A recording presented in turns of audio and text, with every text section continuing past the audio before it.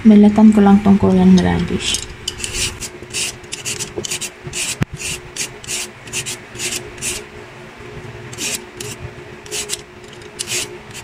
Hindi naman ordinaryong radish guys, ang mabibili natin sa palengke. Pero magagawa kasi tayo ng radish cake. Sabi nila, sabi yung napanood ko, mas masarap daw gawing radish cake dun sa ordinaryong radish na nabibili natin sa palengke na pwedeng panghalo sa sinigang. Yan. Hugasan lang natin. Tapos patuloy natin ito isa. Pagalatin ko rin.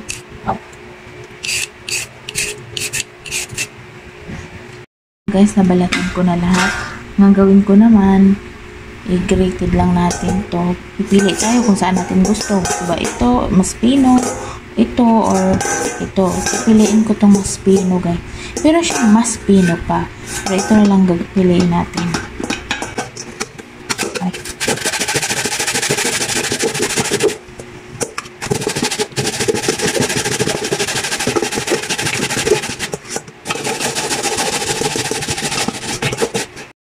Ito na, natapos ko na siya na grated.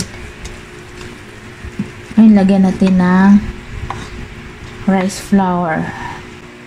1 2 3 4. Lagay tayo ng garlic powder at saka onion powder.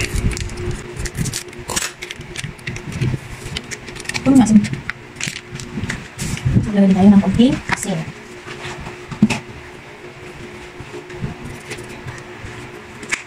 Pwede natin itong sibuyas dahon na malalaki. Tapos maglagay tayo ng konting tubig.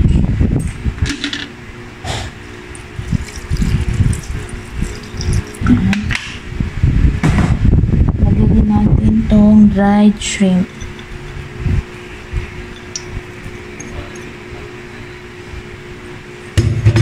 Tapos halo-haloin lang. Pagkatingin nyo na medyo tuyo pa siya, pwede kayo magdagdag ng tubig. So gaya nito, pwede magdagdag ng tubig. Halo-haloin lang.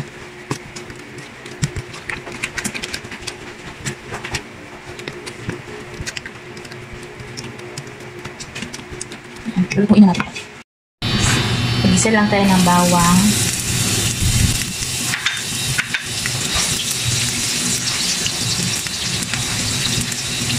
Tapos isunod natin ito. Ang kanyang pinili kong bite. Yung sahong nilapit. Huwag na natin paglit. Tignan natin itong radish.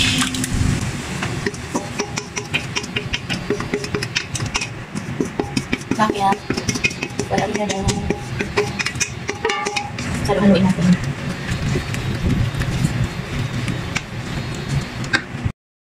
Halo-haloin lang siya hanggang sa medyo tuyo na. Dapat mahina lang yung apoy.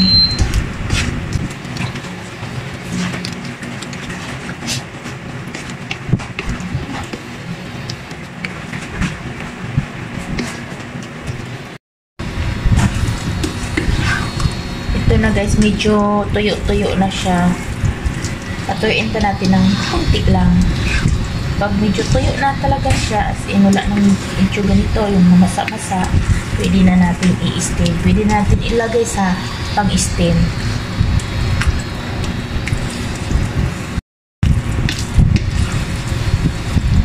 Ayan, pwede na to. Lipat na natin sa lagayan. Lipat na natin sa lagayan para i-steam na natin.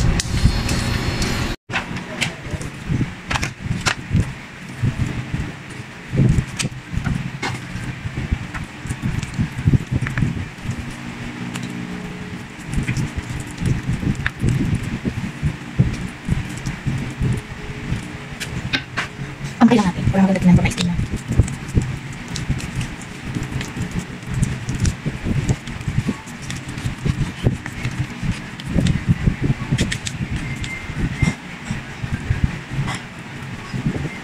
Yan, pwede na. Pag hindi pwede natin i-steam.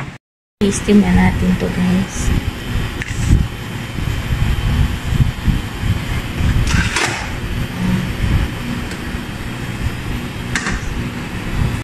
At ito na siya after 1 hour na pag-steam. Palamigin lang natin yan bago natin siya prituhin.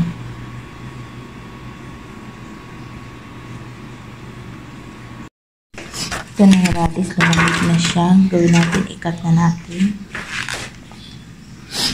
Ito na pala. Ilupit kasi yung pinula. Tapos kat lang natin siya, gitna. Ano ulit? Parang hindi ka magkakapal. Yan.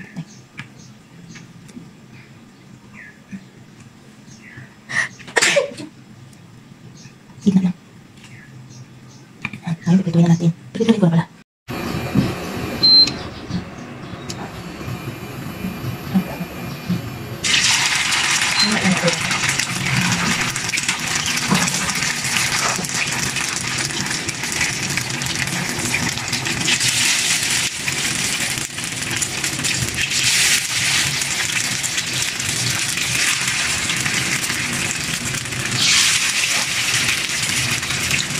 Malalaman mo kapag hindi kasi kung pagka-steam na ganun. Pag tutuloy na siya, parang matipay mo.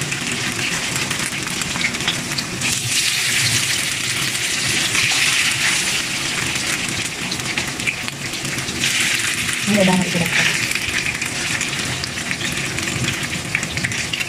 Ay, ito siya. Ito na natin. Tapos ito doon sa plastic.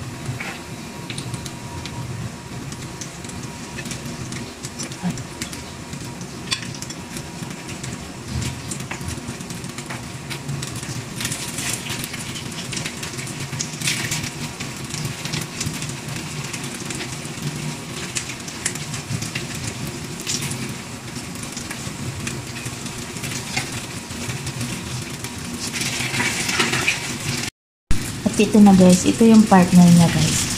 Isaw-saw mo siya dito sa hoisin sauce. Pero kung wala kayong hoisin sauce, pwede namang hindi na isaw-saw. Pero mas masarap talaga siya pag mayroong hoisin sauce. Ito na guys. Thank you for watching. Ganyan talaga itsura ng radish cake.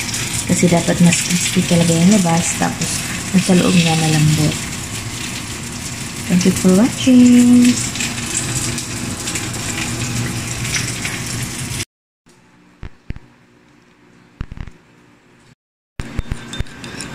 Halo-halo. At sauce pala to guys.